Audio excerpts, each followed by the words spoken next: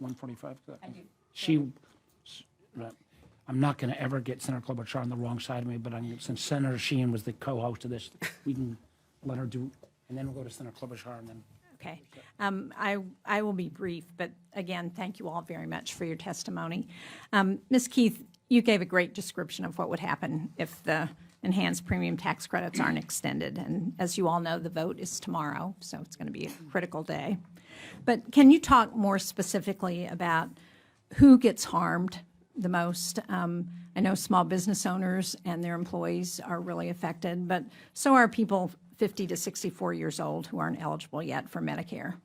No, thank you for that critical question, Senator. So older adults, ages 50 to 64, will be disproportionately impacted if Congress fails to extend these enhanced premium tax credits. The reason for that is seniors have the highest healthcare costs, so pay the highest premiums. And nearly all of the individuals with marketplace coverage in that age group, it's about 4.8 million older adults with marketplace coverage right now, will face these most significant premium increases. And the reason for that is because many of them are moderate income who, for the first time, were able to get help with their premiums because of the enhanced premium tax credit. So those are folks who are on the precipice of losing all help with any premiums completely. And to really drive this point home, KFF did some modeling. So an example would be a 59-year-old widow in Jackson, Missouri, who makes $63,000 a year. For 2025, she might have paid $5,300 for a silver marketplace plan. $5,300 is not nothing, but she got the help of the enhanced premium tax credits. Without those tax credits for 2026, she would be looking at premiums of more than $14,000. Wow. For the same plan. And that's just one example, but of the choices that consumers all across the country make, that'd be a quarter of her income in this situation, and really the disproportionate impact on people in that age group. Yeah.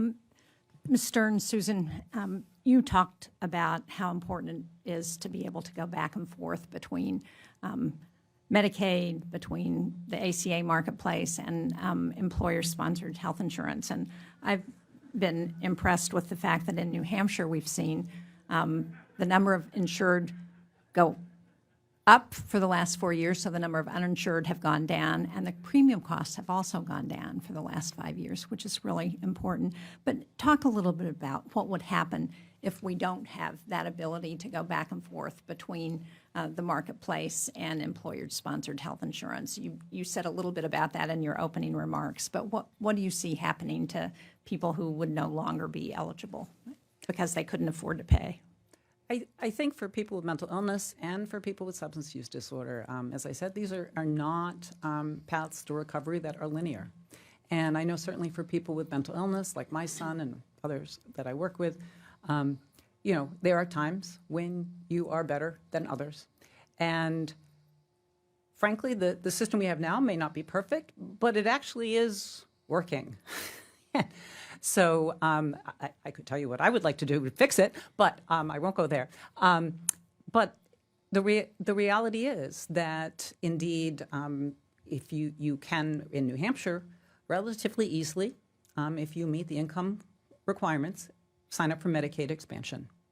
And it will cover your mental health and or substance use disorder treatment. And then which will hopefully help you do better, so you may very well get employment. But that may be part-time.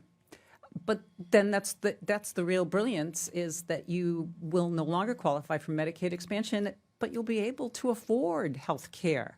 I mean, I don't know if people remember, before we had the ACA, we had people who were on Medicaid who were afraid to work because they would lose their access to their mental health treatment, because they would lose their benefits. This is a huge step backwards. And it's frankly one that people like my son and so many other Granite Staters cannot afford. And long-term financially, it's going to cost us all far more. And we're going to lose health care partners, providers.